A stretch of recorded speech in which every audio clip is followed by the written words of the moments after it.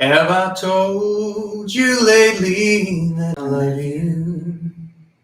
Have I said there's no one else above you? You fill my heart with gladness, take away all my sadness, ease my troubles, that's what you do. Welcome to the Inspired Livestream, a little Van Morrison for y'all. Classic Van Morrison. It's a beautiful day. It's Tuesday, July 13th, 2021. We're healthy, we're wealthy, we're whole, we're free, and welcome to the Inspired Livestream. My name is Jean Nolan. This is my wonderful wife, Kristin Nolan, as you know, the wise voice behind the camera. And if you know the song, Van Morrison's Have I Told You Lately, people think this is a love song for a woman. And it, throughout most of the song, it sounds like a love song. And of course, it can be that. But really, it's a love song to God. And just wanted to open with that to give some all credit to God, the great spirit, the great all that is energy that guides us, leads us, speaks through us, binds us all together, and is the ultimate destination, start, finish, and everything in between. Just so we're clear on that. Inspired Tribe. Thank you that you're here. Thank you for joining us. I see Frank is here from Germany. Sonja is here, I think, also from Germany, right? I think so, yes. Ja. Hoffe, es geht euch gut. Einen wunderschönen guten Tag. Then we have Danielle. We have Carmen from Chicago. United States is represented really well. Sweden is here. It's good to see you all. Boston is here. Everyone's here. Thank you for tuning in. Just wanted to say a big, great thank you to everyone who's tuning in for the live streams. Thank you so much, Olga. Thank you so much for your contribution. Really appreciate it. Illy is tuning in from Franklin, Tennessee, not Dallas, Texas, as usually. Natasha from Zambia. Wow, that's beautiful. Welcome. Kentucky. PA, wonderful to see you all. I wanted to say a big thank you for all the new and of course the existing Inspired Tribe members who are joining us. I forget about this, but we get emails and messages all the time, and Olga is kind of showing it here, asking us how can we contribute to the work that you do, to the channel, the live streams, the videos, and we so appreciate the question. We never really mention it much, but there, people send us contributions via PayPal. Olga here is contributing in the live chat. That's called Super Chat, I think, and so that's a contribution which we highly appreciate. Thank you so much. Of course, we have a merch store if you want to buy some T-shirts and wonderful things that Kristin designs. Aside from the juicy stuff that we do, the courses and the coachings and all of that stuff. So there are opportunities, and we do appreciate your contributions. Keeps all of this flowing and going, and thank you so much. And we also wanted to say that we so love the diversity, we so love the different aspects, perspectives that you all bring to the tribe, because the broader, the more expanded we are in that, the more we can all expand our minds and our hearts and our souls. And so what you guys do in the Inspired Tribe chat, I'm checking in. Oh, thank you so much, Marco. That's so generous of you. Thank you. Highly appreciate it. Thank you for your contribution. What you guys are talking about, sharing with each other, it expands the perspectives. And, we encourage that in all forms, shapes, and sizes. Of course, kindness, respect, love, that's really important to us. We don't really, think that this is a place to beat up on each other. So, but that's been the case for such a long time. So much love and kindness in the tribe. So if you're fairly new, welcome. The way to join the Inspired Tribe, it's really, really complicated. All you have to do is show up. There's no form, there's no fee, there's no nothing. You show up, you are here, and you become part of the tribe. Whether that's in a live stream, for a video, for a chat, whatever. That being said, I want to dive into today's topic, that the TOR Syndrome. Something that's really important, because the way we structure these live streams is usually with the attempt, what we get to bring a broad perspective to a certain topic and then peel the onion so we get down to the juicy part, namely, what can we do? Because that's really, that's empowering. What can we do if we see things that we want to change in the world? How can we do that? How can we identify those things?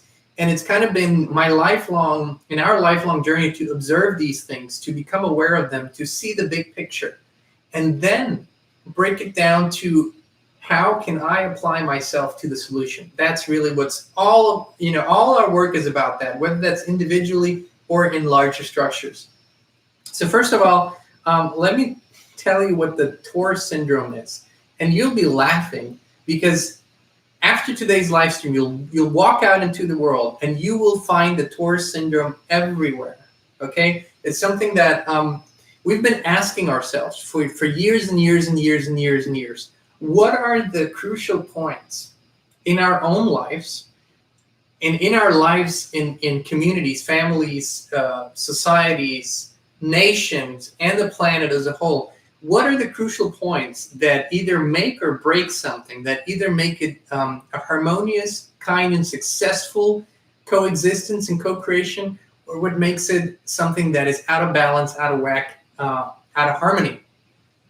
And so we love to look at these points, these, if you will, where the links are chained together in a beautiful way, because we're all links that are connected together. And what makes strong links, what makes weak links, and where are the links breaking? And the TOR syndrome is something very interesting because, again, you'll see it everywhere, starting from your own life. We're taught to think and act that way, and then it's portrayed and mirrored everywhere in the world.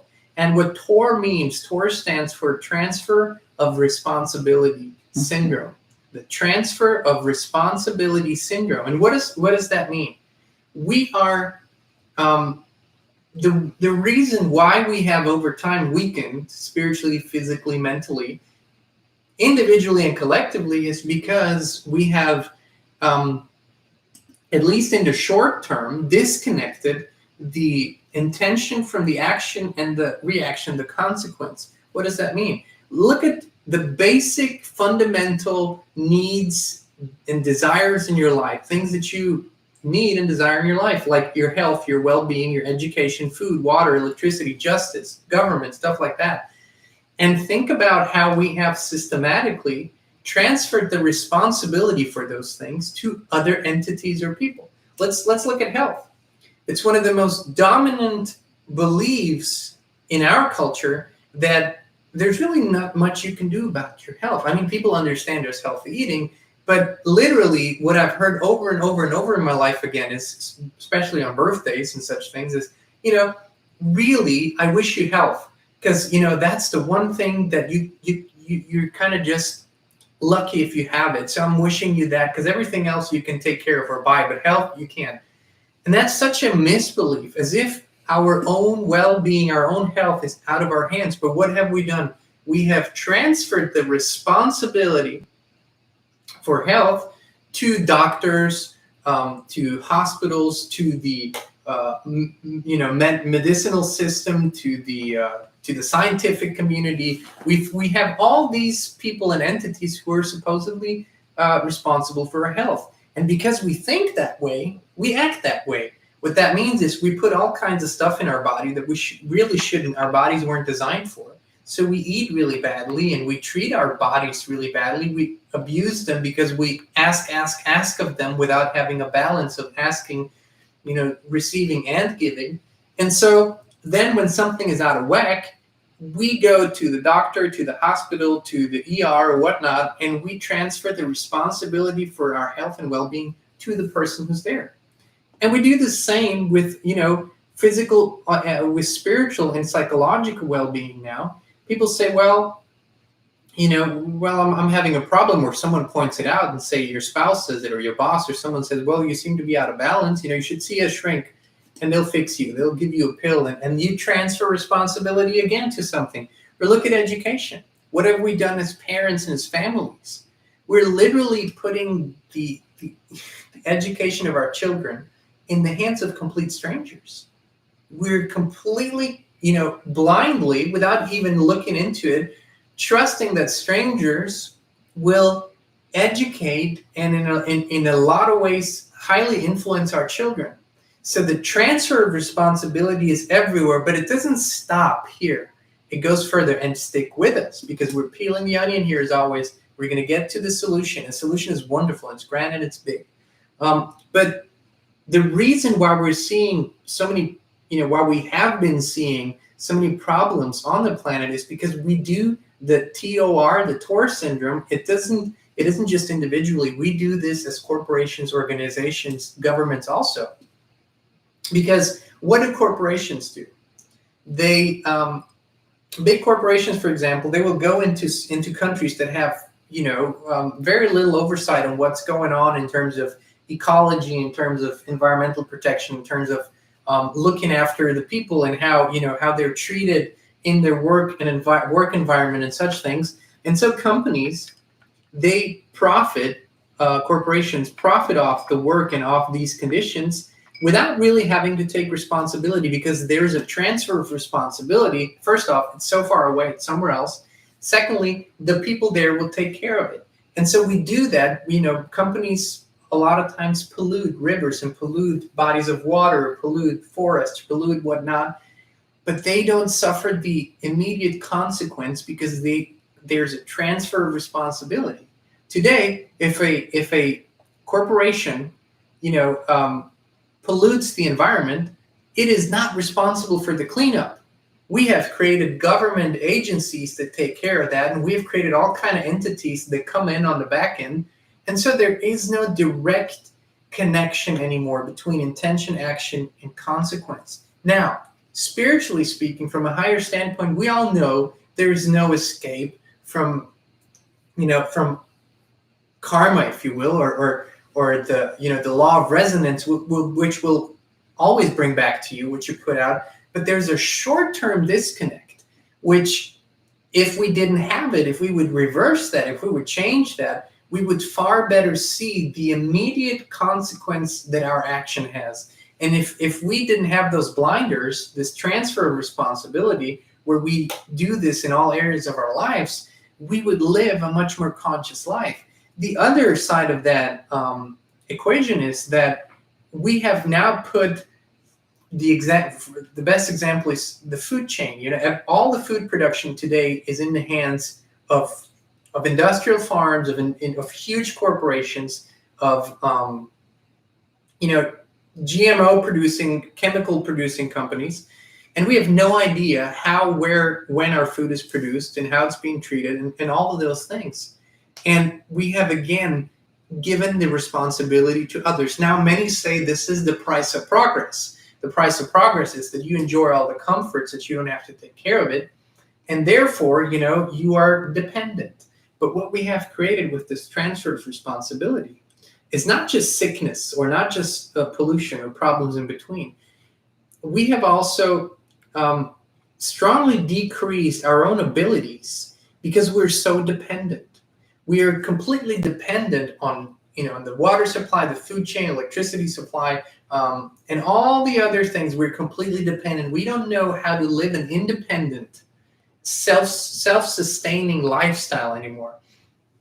And we ask ourselves, in the big picture, why are nations, and let's even start smaller, towns, states, and nations becoming less and less independent? Why is everyone so dependent on everyone else? Why are we constantly facing these challenges of having to rely on others for our basic needs? It's because nations that are comprised of dependent people become dependent nations. Any structure is as within, without. In the small, it's all a hologram. The small picture is the same as the big picture and vice versa. So if we desire, for example, to truly be, whatever nation you live in, if you want to be an independent nation, it cannot be comprised of dependent people. And so we have to bring the responsibility for our own lives, our own needs, our own desires, our own wishes back to us and understand that we are the source of all of that. And the number one thing that we need to be responsible for is first and foremost our own well-being, and then the well-being of our families. because this has really been where the transfer of responsibility is most detrimental to our societies. Because so many families today are transferring the responsibility not just for the education, now for time, love, harmony, to daycare, strangers. They put their little children in the hands of strangers, and these strangers are then supposed to raise, positively influence, love, stimulate in all ways that are conducive to the child's well-being, are then supposed to do that instead of us, instead of the family unit, instead of the parents. And this is where the biggest transfer of responsibility is happening. Now, of course, this is a promoted trend, because for those who desire us to be weak, we cannot be strong family units, we cannot be strong individuals, and we cannot be strong family units. But this is where the greatest transfer of responsibility needs to come back. We need to retransfer the responsibility for families, for the well-being of our children, for their education, for their morals, for their fundamental principles, back to us as the source of that. And the family unit is truly what makes or breaks a nation, even a small community, a town, a state, a region, a county, whatever the different sizes are. But it starts with the family unit. And we have to heal in the family unit and bring the responsibilities back, which means that first and foremost, as families and as individuals, we need to begin creating self-sufficiency and self-reliance again. So the biggest trend that we see today in the emerging trends of lifestyles, and I wouldn't call this a lifestyle, I would call this the natural way of living, is that more and more people are beginning to pay attention to having their own independent space, a piece of land where they live on, where they grow food on, where they raise their families on, because they understand that children and families stay together where there is a shared vision, where there are shared values, where there's shared morals, where there's a shared idea. And this only happens when we bring back the responsibilities for the most basic needs to us. And what does that make us? It makes us independent, it makes us strong, it makes us kind again. And in turn, if you multiply that, if you would look just at a small percentage of families that would live again that way, and it's beginning to happen, you are strengthening society as a whole, because all of a sudden you have people who are not used to transferring responsibility and who are healing this syndrome. And it is a syndrome, it is a sickness. It's a sickness that we're being brought up with, because when we're dependent, we're weak. It's always like that. Well, the first thing we create, the first thing Kristin and I create with our tribe members, with our clients, is an independence for their own well-being, which means is we teach them how to take care of their well-being, spiritual, physical, mental, not to be reliant, not to be dependent on us to be the source of that. We are teaching them how to become the source of their own well-being. Now, this is the foundation for everything. We don't see this being taught in schools. We don't see this being taught at daycare. We don't see this being taught in universities. This is not taught anywhere, but this is the fundamental principle.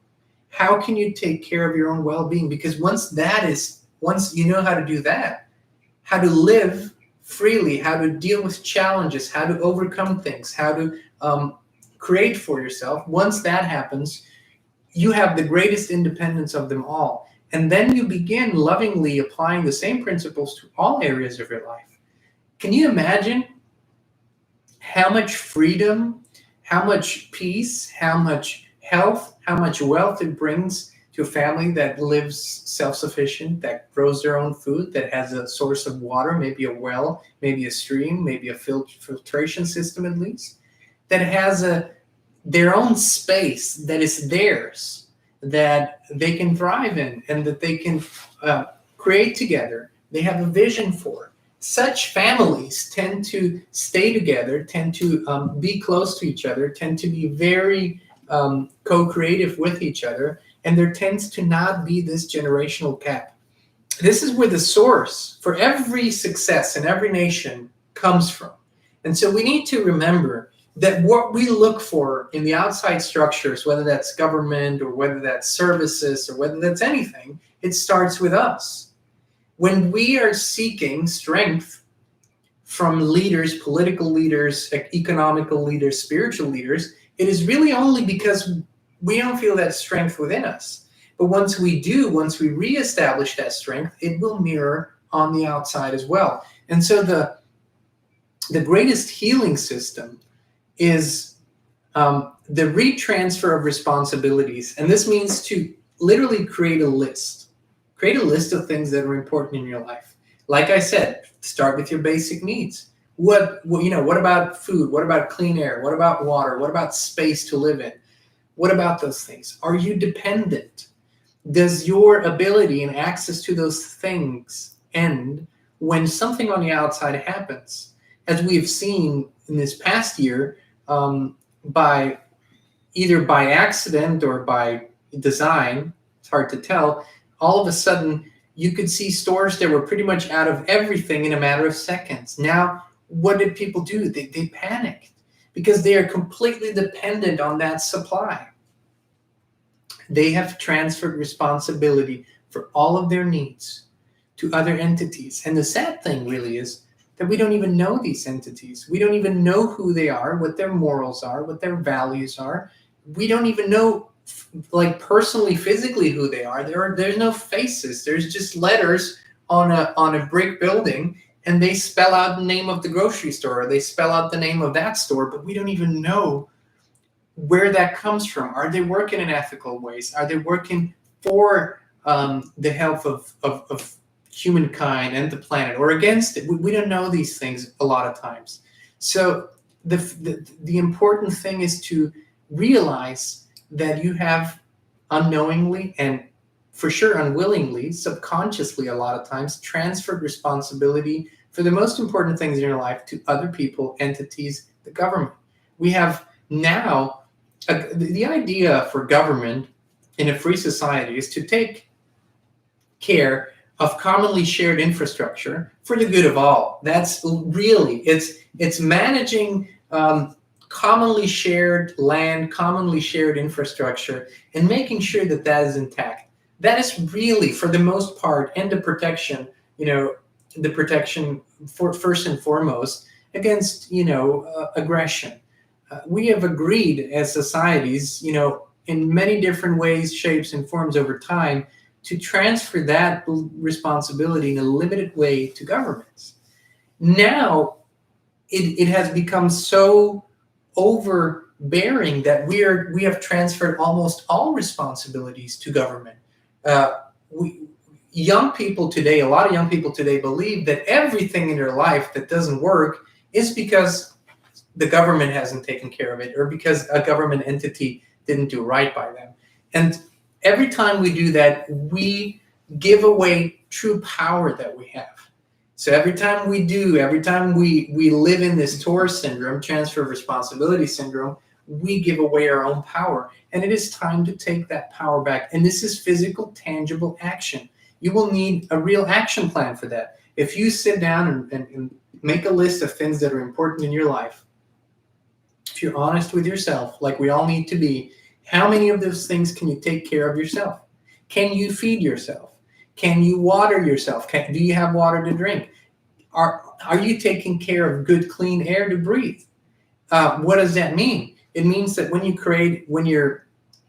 you have to be a little bit removed from big congested areas, but when you're on the edge of a town, are you planting flowers? Are you planting trees? Are you going into the woods? Are you breathing clean air, or are you not paying attention to that? What about justice? That's an interesting thing. We have completely, because of the erosion of morals, we've completely transferred all areas of justice to strangers. And while I believe that a good, decent, honest justice system is very important, if we practice real, authentic morals and values within our families, we have a structure that can take care of, temporary unfairness or the disputes and stuff like that. if we strengthen our families and our communities, we have a very good structure that can help with the healing, because justice is only it's only worth something when it's actually healing. It isn't, we believe today in justice as just a form of punishment, but it's really about the healing that needs to take place. All of these things happen when we strengthen ourselves and strengthen the family unit, and we need to become aware that the family unit is not an artificial structure that humans have made up. Everywhere on the planet where humans live, where there are tribes, where there are communities, nations, whatever, they all tend to band together in tribes, in kins, in families. So this is a natural, intuitive thing for humans. It's not something that we learn. We're intuitively drawn to live together in communities, starting with the smallest and strongest unity, which is the family. And we need to acknowledge this again, that the family in and of itself cannot be replaced by anything else. There's nothing that can replace the family.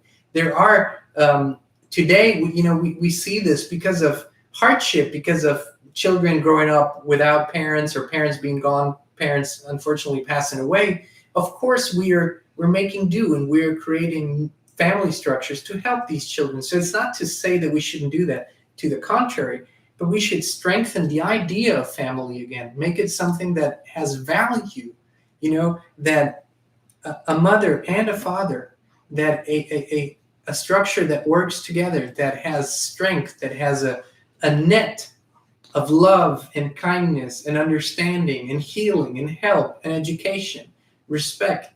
All of those things are taught within families, are strengthened within families. This is the strongest bond. And in my blood, there's a lot of Southern Eastern European blood there, where families to this day have a stronger bond together. You will see, if you go to Serbia, and if you go to Croatia, and if you go to other countries in that area, you will see many multi-generational homes. So generations that live together, or they're building structures where they can build homes on a part of land, or they're close to each other.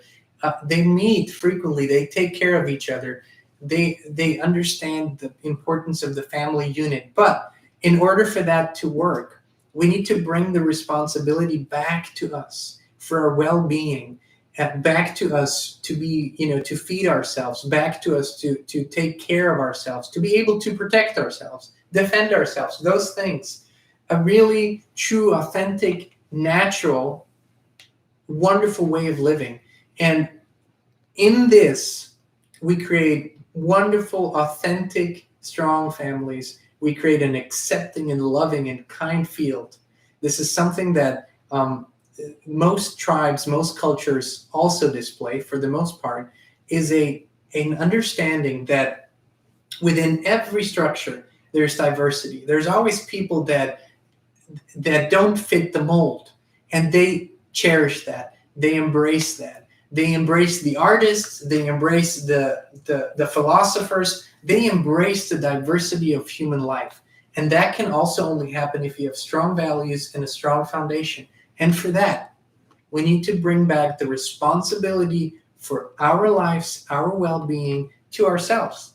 And the beautiful thing that will happen, and this is beginning, it has been happening now, and I'll always bring this up, because the most wholesome and logical and easiest and loving and kind way to begin this journey is actually to ring the Ringing Cedar books, where this idea is portrayed in such eloquence and in the wholeness, in a holistic way. And we have the link in the description, the Ringing Cedar books by Vladimir Megre. And this movement of family settlements, of settlements of families that live together, that share a common vision, is now spreading across the planet because of these books. It has been now for over 20 years, right? Almost more. I think it's almost 30 years. I think in the mid-90s they came out. So yeah, we're approaching 30 years. And this idea, this vision, and this is the importance. This is why families stick together. I'm going to touch on that in a second also. But this idea, this vision, is spreading across the planet Because when people read these books, the Ringing Cedar books, again in the description, when people read these books and they feel it, that's a feeling thing. They feel the authenticity, they feel the true origins of human nature in that, and there's a spark that's ignited inside of you, and you can never turn that off again. You then desire to bring back independence to your life, to bring back wholesomeness to your life, to bring back values to your life, to bring back all the responsibilities to your life. What a beautiful, wonderful way. We want to say one thing, we always say this clearly because we've been accused of selling these books. We are not affiliated with the publisher, the author. We don't make any money off of that. All we do is love these books so much that we have given away hundreds of or tens of copies, I don't know, probably 100 copies over the years, and encourage people to buy and read these books. And these books have never been promoted. There's never been a PR campaign. These books have spread through word of mouth for a long time now. Millions of copies sold and translated into all languages. And one thing, and I touched on this, is so many times, this is a common theme, has been, especially in the past 10, 15 years, is so many people that have had children are experiencing the loss of their children, not physical loss, but the disconnect between them and their children. Children move away, sometimes far away, and completely break the bond between parents and children, or children and parents. And so many times parents will ask us, well, why don't I have this bond with my children? Why are they so disconnected? Why can't we be a stronger family or a closer family? And while there's obviously, a huge number of possibilities what specifically happened in that family, there's one common theme. And it's something that happens on a soul level, something that I wasn't aware of until I felt it myself. And something that once you feel it and change it, it changes the whole dynamic. Children are in their formative years, especially, from birth to about 7, 8, they view the adults around them, especially their parents, the important people in their lives, they view them as absolute truth speakers. They view them as the bringers of absolute solutions, and they view their parents as gods, if you will. That's really how children view their parents. They view them as gods. And so because they have this, and it's not a false viewpoint. It's not a false viewpoint. They see them as very powerful creators. And because they have that view, they believe that their parents, the people who brought them into this world, who created them, who brought them up, are inherently good and will do anything and everything for the well-being, not just of them, but of all, because they are the caretakers, they are the caregivers. And so when they grow up and they realize that their parents might not only not contribute to the good of all, but might have resigned, might have lost hope, lost the spark of life to create a better world, and might have withdrawn from those ideas and simply live a very small or maybe even egotistical life, only care about themselves, not about nothing else. Then on a soul level, there's such a huge sadness on the child's part because this wonderful creator parent doesn't live up to this soul image. This happens on a soul level, so they withdraw. And a lot of times, because when parents in their once the children have kind of grown out of the house, once they start to begin their journey to themselves, a spiritual journey, awakening journey, they fill their life with purpose again. They begin to be giving towards others. They begin to desire to create a better world, to be part of that solution. And that's usually when children begin to return to the parents and to come closer to them, because they feel that soul connection again. They feel, oh, after all, they are this creator. After all, they are doing something for the greater good of all. So this vision of bringing the responsibility back to us and of being part of the solution holds families together. It bonds us. It brings us a shared vision. It allows us to look beyond our everyday quarrels and our everyday, egotistical needs. I need more. I want more of this. I want more of that. And we grow then as families and communities beyond that into a greater, more wonderful and wholesome solution. And this is what bonds families then in the long run. That's why you'll see the return of children to those parents and vice versa. Also, parents will be drawn to the children that are solution seekers, light workers, change bringers. They will be drawn to their children. Even if they're in a completely different mind space, this energy is so attractive. And all of this begins with the retransfer of responsibility. We understand this is what's happening in the world. Everyone is transferring responsibility to someone. We need to take it back where it belongs, to us. And if we all take good care of ourselves, if we all bring the responsibility back, and that then means that if you pollute your land, your food will be poisoned. Your children, your body, everyone who consumes it will be poisoned. Your air will be poisoned. You will never poison that land because there's no buffer between you and the consequence. And we have closed the circle of life in the right way. We have once again established this. And then you will only bring the biggest, the brightest, and the best to your life because you will know that whatever comes, it's your responsibility. You have created it. You have brought it out. So you will reap what you sowed. And that is, this realization changes everything. But it cannot just happen on a mental level. It cannot just happen on a non-physical level. We need to bring this wisdom and knowledge into the physical realm, into the tangible, touchable, practical realm. That's practical spirituality. Nothing else is worth anything. If it isn't practical, tangible, and applicable in our lives, it doesn't mean anything. It's just a mystical concept that we have no practical use for.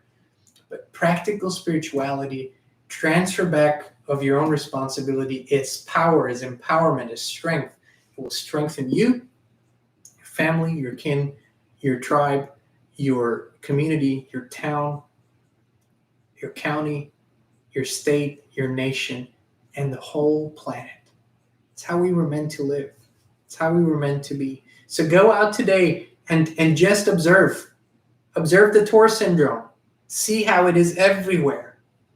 How people have created this mechanism so they don't get to see the immediate consequence of their actions. We say, throw out the blinders, bring it back to you, and you'll see how your actions will change. You see how your intentions will change. If you are the immediate recipient of the consequences of your actions will become better. Your morals will become better. Your values will become stronger. Everything will be enhanced. That's real, true, practical spirituality right here. That being said, my wonderful tribe, I want to invite you. It's an open invitation. Yesterday, we had a question. Someone asked us, do you think I'm even right for the Yado retreat? I could even be there. And we smiled, but apparently there's a doubt. This is an open invitation for everyone. Everyone, if you feel the nudge, the hunch to join us for the Yado retreat, which is an event that's going to happen in Florida from September 30th to October 3rd, you can check out the link in the description. It's going to be a beautiful energy shifting experience. We're going to bring practical spirituality to it. We're going to expand the comfort zones, physically, spiritually, mentally, everywhere, to create a shift in energy. In 3 days, we cannot change your life, and you cannot change your whole life in 3 days, but you can create the energy. You can create the shift that's going to carry you through the changes, that's going to help you, elevate you, inspire you. That's what, in 3 or 4 days, that's what we're going to do together. Create a big shift, leave our everyday lives behind, our daily habits, routines, rituals, the rut, everything. And we're going to dive into something new together. And we're going to see how far we can expand. We're going to see how far beyond that current comfort zone we can go and how wonderful the experience can be. So, Inspired Tribe, we love you all. We appreciate you all, each and every one of you. We love that the Inspired Tribe is tuning in from Zambia, is tuning in from Sweden is tuning in from the United States, Netherlands, South Africa, I know, India, I know, Australia. I think we got all the continents covered. It is beautiful. It speaks for the power of the human family, no matter what, no matter what of all the categories. I don't really buy all these categories, but people have categories. No matter what category you're in, we're all part of the Inspired Tribe, and it makes our hearts happy and our souls happy. And we want to thank you for being with us. And we're going to meet again this Thursday, 2 p.m. Central. It's going to be a special one. A special live stream. Totally different. Different live stream, different setting, even different people. So this is going to be special. Tune in at 2 p.m. Central Standard. You might learn a little bit about the history of the Inspired Tribe on Thursday, 2 p.m. Central. I just want to. Someone said that the Ringing Cedar books are $450. Many people chimed in and said that there are audiobooks on YouTube that you can buy them on eBay for way cheaper. So maybe you want to say something to that. There are used books you can buy. So we have just recently been in touch with the distributor of the books here in the States, and they have informed us that they have discontinued because of some copyright issues. I don't know exactly, with some legal issues, which for these books, that's to be expected. That happens every now and then. The strong forces have tried to shut these books down, really strong forces over the years. It's never worked. It's never going to work. But that being said, because we're so spiritually invested in this, not financially, but spiritually invested in this, we will contact the distributor and maybe even the publisher of the books and see if they can establish a network. Maybe someone wants to give out used books. Check your local library. There's a good chance they might be there. And eBay is still a chance that you can get used. eBay, and we would love, of course, for the books to be bought, and so the journey can continue. The author can continue to write, but in the interest of everyone's loving reading experience, let us dive into this a little bit, because we have seen that the books are becoming very expensive in the used form. So let us dive in, see if we can get some information, and if we can get something going. Maybe we can even get them to print them again. Who knows?